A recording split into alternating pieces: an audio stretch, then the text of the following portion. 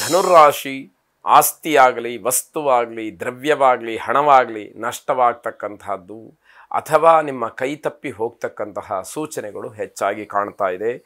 ಹಣಕಾಸಿನ ವಿಚಾರದಲ್ಲಿ ಜಾಗ್ರತೆಯನ್ನು ವಹಿಸಿ.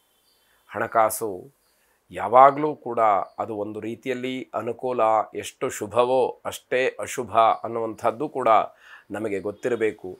ಬೇರೆಯವರ ಹಣಕ್ಕೆ, ಬೇರೆಯವರ ದ್ರವ್ಯಕ್ಕೆ ಆಸೆ ಪಡ್ತಕ್ಕಂಥದ್ದು ಒಳ್ಳೆಯದಲ್ಲ. ಪರದ್ರವ್ಯಾಣಿ ಲೋಷ್ಠವತು ಅಂತಕ್ಕಂತಹ ಮಾತು ಬಹಳ ಬಹಳ ಜ್ಞಾಪಕ ಮಾಡಿಕೊಳ್ಬೇಕಾದಂತಹದ್ದಾಗುತ್ತೆ.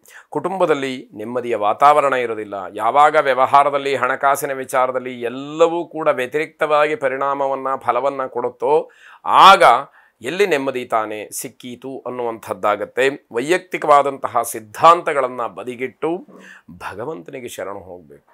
ಯಾವುದೋ ತರ್ಕ ಇದೆಯಲ್ಲ, ಅದು ನಮ್ಮ ಜೀವನದಲ್ಲಿ ಒಳಿತನ್ನು ಮಾಡುವಂಥದ್ದಾದರೆ ಸರಿ, ದುಸ್ತರ್ಕವನ್ನೇ ಮಾಡ್ತಾ ಜೀವನವನ್ನು ಕಳೆಯುವಂಥದ್ದಿದೆಯಲ್ಲ, ಅದು ತಪ್ಪಾದೀತು ಅನ್ನುವಂಥದ್ದು. ಮಹಿಳೆಯರಿಗೆ ವಸ್ತ್ರಾಭರಣ ಪ್ರಾಪ್ತಿಯಾಗುವಂಥದ್ದು, ಸಹಜ ಸ್ವಭಾವ, ಸಂತೋಷವನ್ನು ಹೊಂದುತ್ತೀರಿ. ದೈನಂದಿನ ಚಟುವಟಿಕೆಗಳನ್ನು ಹೊರತಾಗಿ ಬೇರೆ ಕೆಲಸಗಳಲ್ಲಿ ಆಸಕ್ತಿಯನ್ನು ವಹಿಸಬೇಕು. ಆಗ ಮಾತ್ರ ಪ್ರಪಂಚ ಜ್ಞಾನ ವಿಸ್ತಾರವಾಗ್ತಕ್ಕಂಥದ್ದು. ಸರ್ಕಾರಿ ನೌಕರರಿಗೆ ಬಡ್ತಿ ಸಿಗುವಂಥದ್ದಾಗತ್ತೆ. ಮಹಾವಿಷ್ಣುವನ್ನು ಪ್ರಾರ್ಥನೆ ಮಾಡಿ. ಶುಭವಾಗಿ. ಮಕರ ರಾಶಿ ಇಂಜಿನಿಯರ್ಸ್ಗೆ, ಇಂಜಿನಿಯರಿಂಗ್ ವಿದ್ಯಾರ್ಥಿಗಳಿಗೆ ಶುಭವಾದಂತಹ ದಿವಸ ಇದು. ನಿಮ್ಮ ಸಾಧನೆಯ ಸಂತೋಷವನ್ನು ಬೇರೆಯವರ ಜೊತೆಯಲ್ಲಿ ಹಂಚಿಕೊಳ್ತಕ್ಕಂಥದ್ದಾಗತ್ತೆ. ಸಹೋದರರ ನಡುವೆ ಜಗಳ ಆಗೋದಕ್ಕೆ ಅವಕಾಶ ಇದೆ. ಅಣ್ಣ ತಮ್ಮ, ಅಕ್ಕ ತಂಗಿಯರ ಮಧ್ಯದಲ್ಲಿ ಏನೋ ಗಲಾಟೆ ಆಗುವಂಥದ್ದು. ಸಂಶೋಧಕರಿಗೆ ಮಹತ್ವಪೂರ್ಣವಾದಂತಹ ದಿವಸ ಇದು. ಏನೋ ಸಾಧನೆಯನ್ನು ಮಾಡಿಬಿಟ್ಟೆ ಅನ್ನುವಂತಹ ಆತ್ಮತೃಪ್ತಿ ನಿಮಗೆ ಸಿಕ್ಕುವಂಥದ್ದು. ಅಕಾಲ ಭೋಜನದಿಂದ ಮಾತ್ರ ಬೇಸರವಾಗತ್ತೆ. ಹೊಂದಾಣಿಕೆಯನ್ನು ಮಾಡಿಕೊಂಡ್ರೆ ಕೈ ಹಾಕದಂತಹ ಕೆಲಸದಲ್ಲಿ ಲಾಭ ಅಥವಾ ಶುಭ ಇದೆ ಅನ್ನುವಂಥದ್ದು. ಆಸ್ತಿಯ ವಿವಾದ ಇತ್ಯರ್ಥವಾಗ್ತಕ್ಕಂತಹ ಒಂದಷ್ಟು ಮಾತುಕತೆ ನಡೆಯುತ್ತೆ. ಪ್ರೇಮಿಗಳ ನಡುವೆ ಮನಸ್ತಾಪಕ್ಕೆ ಅವಕಾಶಗಳಾಗತ್ತೆ. ಪ್ರತ್ಯಂಗಿರ ದೇವಿಯನ್ನು ಪ್ರಾರ್ಥನೆ ಮಾಡಿ. ಶುಭವಾಗಿ. ಕುಂಭರಾಶಿ ಭೂಮಿ ಖರೀದಿಯ ವಿಚಾರ ಒಂದಷ್ಟು ಚಿಂತನೆಗೆ ಬರುತ್ತೆ. ನಾನು ಏನಾದರೂ ಒಂದಷ್ಟು ಭೂಮಿಯನ್ನು ಖರೀದಿಸಬೇಕು ಅನ್ನುವಂತಹ ಮಾತು ನಿಮ್ಮಲ್ಲಿ ಓಡಾಡ್ತಕ್ಕಂಥದ್ದಾಗತ್ತೆ. ಸಂಬಂಧಿಕರ ಆಗಮನ ಮನಸ್ಸಿಗೆ ನೆಮ್ಮದಿಯನ್ನು ಕೊಡ್ತಕ್ಕಂತಹದ್ದು. ಧನಲಾಭ, ಐಶ್ವರ್ಯ ಇವೆಲ್ಲವೂ ಕೂಡ ವೃದ್ಧಿಯಾಗೋದಕ್ಕೆ ಅವಕಾಶ ಇದೆ. ಶತ್ರು ಬಾಧೆಯಿಂದ ಮಾತ್ರ ವ್ಯವಹಾರದಲ್ಲಿ ಸ್ವಲ್ಪ ನಿಧಾನವಾಗುತ್ತೆ. ಆ ಶತ್ರುತ್ವ ನಿಮ್ಮ ಕೆಲಸಕ್ಕೆ ಅಡ್ಡಿಯನ್ನು ಮಾಡುವಂಥದ್ದಾಗತ್ತೆ. ವಿದೇಶ ಪ್ರಯಾಣಕ್ಕೆ ಸಂಕಲ್ಪವನ್ನು ಮಾಡ್ತೀರಿ.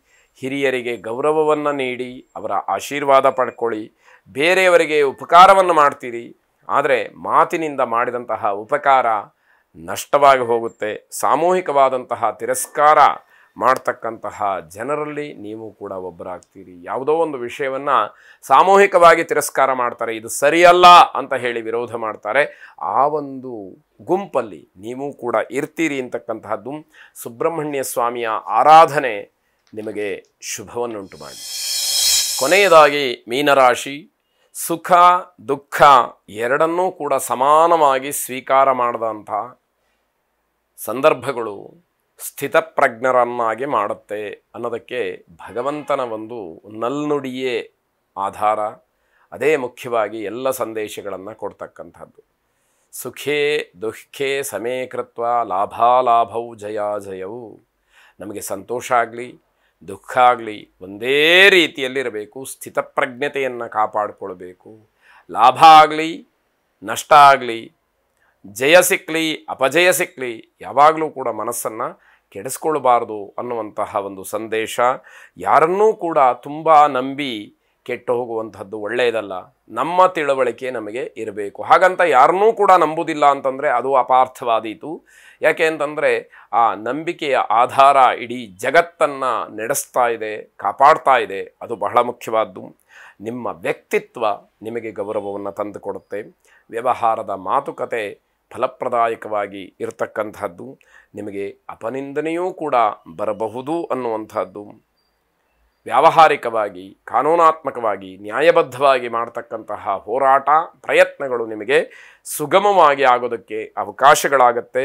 ಸ್ನೇಹಿತರು ಬಂಧುಗಳ ಮನಸ್ಸಿನಲ್ಲಿ ಏನಾದರೂ ಗೊಂದಲ ಇದ್ದರೆ ಅದು ನಿಮ್ಮ ಪರವಾಗಿದ್ದಂಥದ್ದು ನಿವಾರಣೆ ಆಗೋದಕ್ಕೆ ಅವಕಾಶ ಆಗತ್ತೆ. ಈ ಎಲ್ಲವನ್ನ ಗಮನಿಸಿದಾಗ ಆಂಜನೇಯ ಸ್ವಾಮಿಯ ಪ್ರಾರ್ಥನೆಯನ್ನು ಮಾಡಿ.